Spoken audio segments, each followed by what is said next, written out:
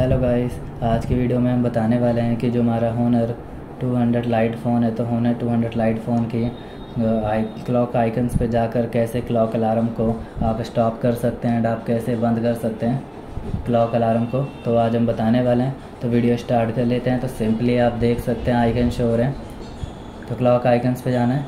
Clock icons पे जाकर जैसे अलार्म बंद करना चाहते हैं या ऑफ़ करना चाहते हैं आप कर सकते हैं। सिंपली बस टर्न ऑफ़ कर देना है और टर्न ऑफ़ करते ही क्लॉक अलार्म आपके फ़ोन पे बंद हो जाएगा, ऑफ़ हो जाएगा। तो कुछ इस तरीके से क्लॉक अलार्म को आप ऑफ़ कर सकते हैं और बंद कर सकते हैं। चाहें तो आप टाइमिंग को डिलीट करके भी हटा सकते हैं इस तरीके से।